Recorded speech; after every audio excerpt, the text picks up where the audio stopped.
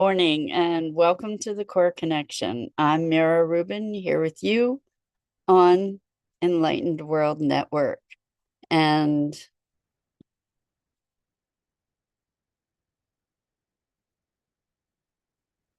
today's topic is perfect imperfection. So that can be a call to action, perfect imperfection, or perfect imperfection. So it should be a fun conversation. We're going to look into how we can not become a prisoner of perfection, but can take perfect action or imperfect action for that moment, for for that matter. Anyway, before we get started today, let's just take a minute or two to get present. Let's take a deep breath in through your nose and hold it. And imagine clean, crisp oxygen flooding your lungs, flowing into your bloodstream, nourishing all your cells and your organs, bringing vital life energy to your body and being. And as you exhale any any tension, stress, negativity, fatigue. And now let's take another deep breath in through your nose and hold it. This time, imagine brilliant, bright light lighting you up from the inside out, illuminating, electrifying, and energizing all your cells, your molecules, your electrons, creating a brilliant beam of light and energy from your heart out into the world. And as you exhale any remaining tension, stress, negativity, fatigue. And now let's press our palms together. Vigorously rub your hands together to feel the friction, the temperature, the pressure, the motion, the tickling and tingling when you stop. And allow all those sensations to bring you present right here, right now, into this remarkable physical form that enables us to experience life. Welcome, welcome, welcome. So, perfect imperfection. They say that perfection is the enemy of progress. And there are certain instances where perfection is paramount. Like, for instance, if you were dealing with an building of an aircraft or a nuclear power plant or many things. However, in most of life, it's our perfectionism and our commitment beyond reason to doing things right or perfectly that can stop us from actually accomplishing our objectives. So that's what we're exploring today. So in fact, as a recovering perfectionist, I'll call myself that. I can say that there were many times where I paralyzed myself to the point where I was unable to take action.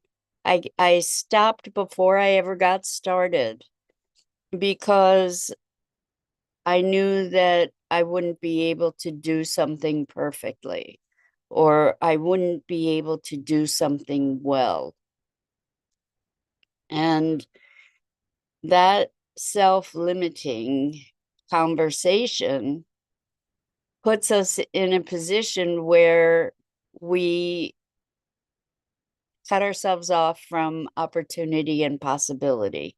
Good morning, Shosha. Good morning, Rosalind. So great to have you here with us this morning. We're talking about perfectly imperfect or perfect imperfection and how we don't have to do everything perfectly.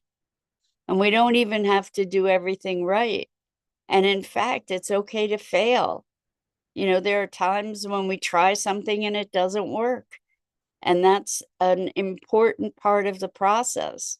So I taught for 18 years. I taught computer um, graphics, Adobe software, and there were lesson plans. I used Classroom in a Book, which was an Adobe series of sort of how to exercises to learn a different software.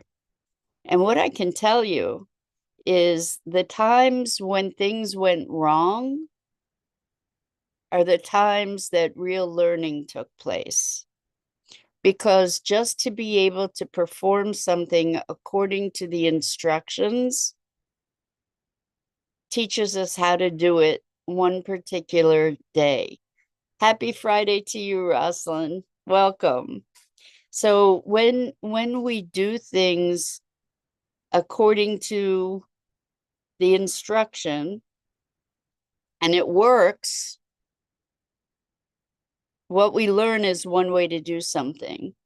What I discovered in these classes was that truly when things went awry and we needed to troubleshoot, that's when the learning became very rich, because we weren't just sort of staying in the lane, marching in lockstep.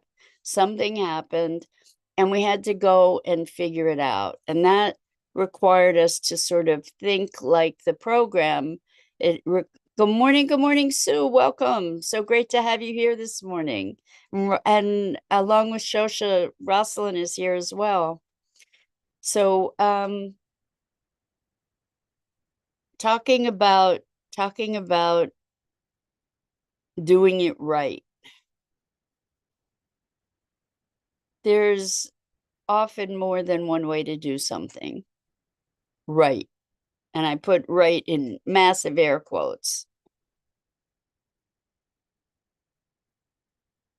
And there are easy ways to do things and there are hard ways to do things. This is something that I'm discovering because I'm gearing up to be moving. I'm sort of starting to clear stuff out, and I've had these computers that are pretty ancient in computer age that I've just held on to over the years because I didn't know how to get rid of them. And what I'm noticing for me is I'm wanting to be able to get rid of the stuff that I have responsibly. And the fact that I wanted to get rid of stuff responsibly and didn't really know how was a big impediment to me. It was like I didn't know how to do it right. And so it didn't get done for a really long time. So now now I'm focused on, well, how do I get it done? And for instance, how do you destroy a hard drive? um, these are computers and hard drives that really have no use at this point, and half these computers wouldn't even turn on. So, it wasn't about being able to destroy the hard drive by reformatting the hard drive or anything. Plus, that's not fail-safe, by the way. Good morning, Brandy. So good to have you with us. Happy Fun Friday to you too. So I I actually I actually researched how to destroy a hard drive, and found several different ways, but in the meantime I was coming up with all kinds of creative ways, like, can you boil them? And apparently, which makes total sense, the problem with boiling a hard drive is, first of all, it might not actually destroy the data, but second of all, it could be really toxic. So this is the hard drive adventure. I asked about soaking it in vinegar and salt and baking soda and all kinds of things. Apparently, a hammer or a drill, hammer and nail, smashing the thing. Anyway, there are all kinds of the physical destruction seems to be the best, just in case you have hard drives you need to destroy. Uh, but this allowing for imperfection, allowing to not necessarily do something the one and only best way, as if there is only one and only one best way. So guessing that this might be, it's either Sue or Dido, I don't know, but saying letting go of perfection, yes, ma'am, that's what we're up to, is letting go of perfection, because perfection is actually just a concept.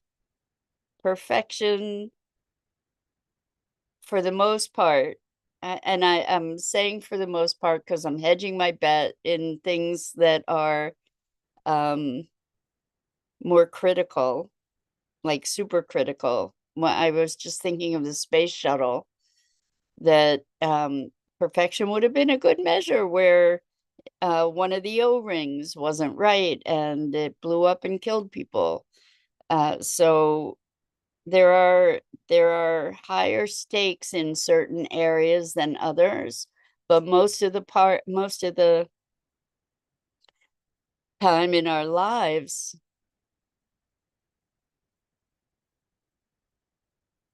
imperfect action beats waiting for perfection or seeking perfection.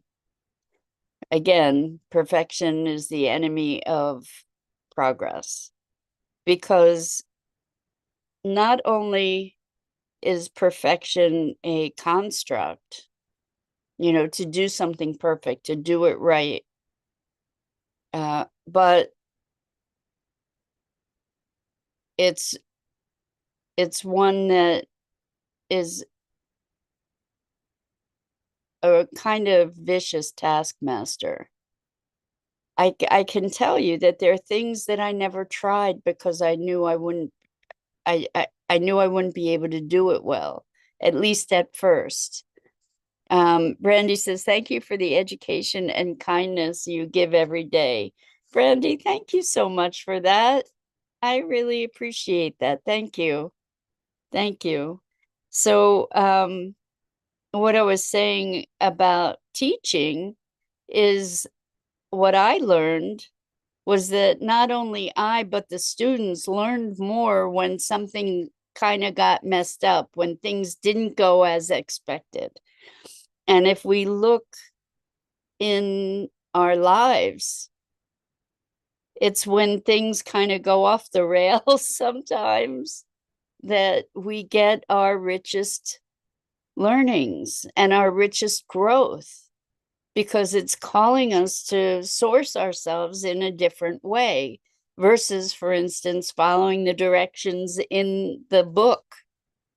And when there was a mistake relative to the directions, we got to explore and discover and learn how to learn.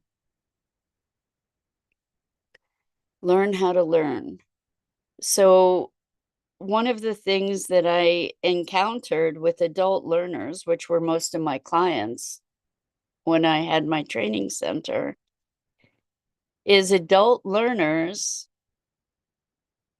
have a predisposition to being able to do things well and not scuffing a knee when they stumble in learning to walk. For instance, if we had to learn to walk as adults, most of us wouldn't ever walk. We would be crawling. Because what happens when we learn to walk? We don't do it perfectly, that's for sure. Little kids, they're balancing and they're falling, and they're balancing and they're falling until they get that balance. They hold on to something, they get to toddle forward. And it's our attachment to perfection that makes us hesitant to explore things in many cases. So, as an adult learner, it takes certain courage or being indefatigable. I don't know if I pronounced that properly, where we're just willing to get back up again, brush ourselves off, and try again. It's not likely that you're going to be great at doing something the first time you do it, or the second, or maybe even the 10th. But as adults, typically, we're used to knowing how to do stuff. So that imperfection, that may we go so far as to say failure, again, big air quotes, can be very daunting. And there's a movement, or there was, I mean, it may be obsolete by now, but in development, in development of new products, new programs, etc., which had the rally cry, fail fast, fail forward. And the thing about perfectionism is that we imagine this perfect thing, which probably doesn't even exist. It's probably a fantasy in the first place. And then when life doesn't live up to or replicate or support whatever that fantasy is, we say life is wrong, or we say we messed up, or we say, hey, what's wrong with this situation? When really what's wrong with the situation is that fantasy to begin with. We learn by being challenged and skinning our knees sometimes. And another wonderfully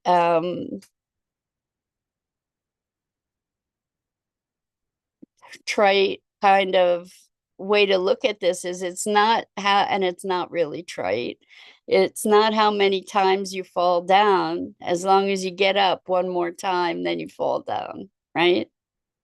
It's how many times you get up. So Brandy says, I relate to this. I'm relearning to walk after almost a year of not being able to, and spinal fusion. Wow, Brandy, good for you. Courage and strength to you.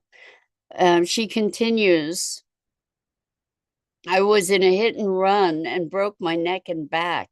I always liken my attempts to walk to that I look like a toddler. I go from being grateful to walk and to feeling like I should be able to move like I used to. I keep going every day. Wow. Wow, that's phenomenal, Brandy. I wish you such strength and courage. I wonder if crawling first would help you. And I say this, I want to suggest that you check out a website called the Family Hope Center, or an organization called the Family Hope Center.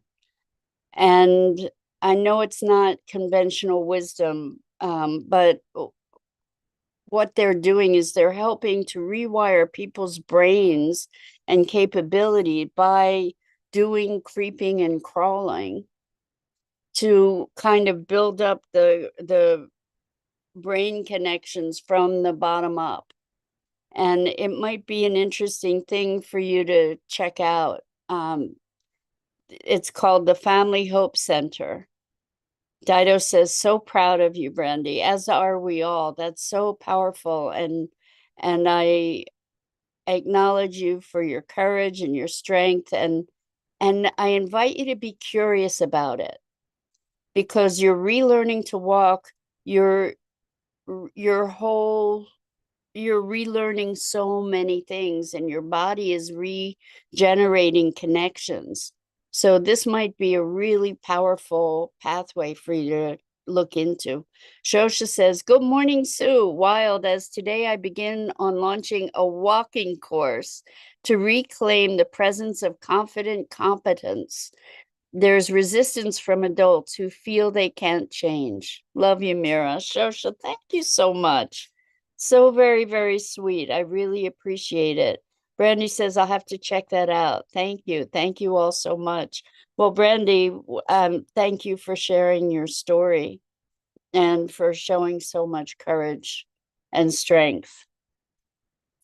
I think that they say you need to crawl before you walk, and children who don't crawl don't have full development of their brains. This process of creeping and crawling apparently has helped. Well, not apparently. I know somebody directly who actually is one of the doctors with the Family Hope Center, who had a brain injury and completely recovered doing the creeping and crawling, because it kind of regrew the connections in her brain.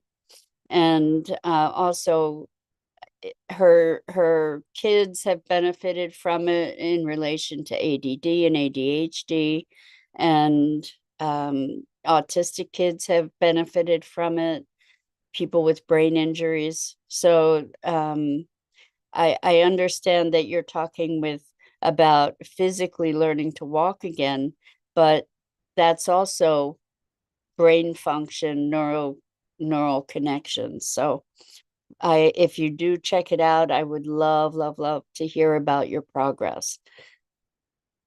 So again, this is about perfection, right? If you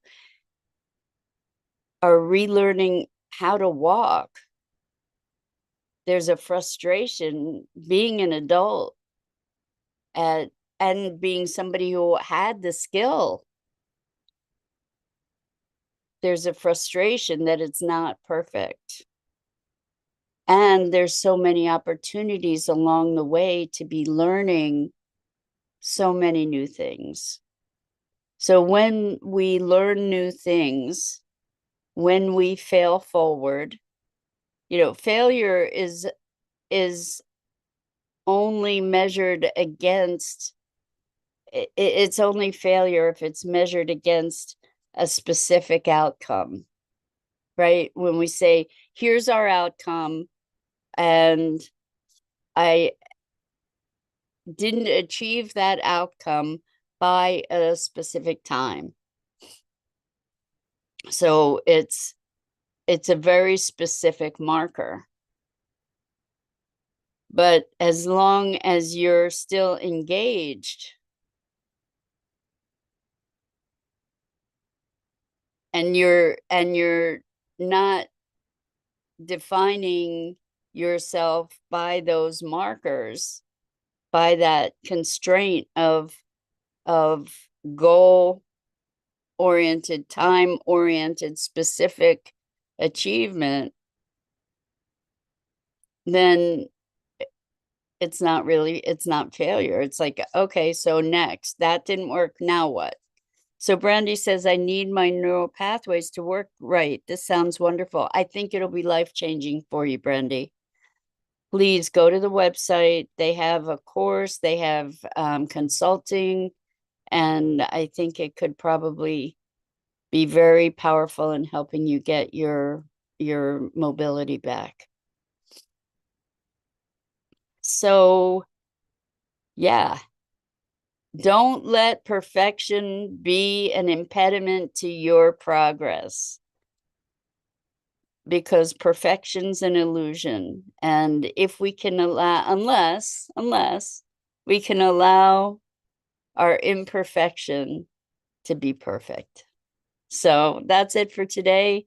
I'm Mira Rubin. This is the Core Connection, and I go live here each weekday morning at 9 a.m. Eastern on the Enlightened World Network Facebook page and YouTube channel. And I invite you to please like, follow, and share Enlightened World Network and me.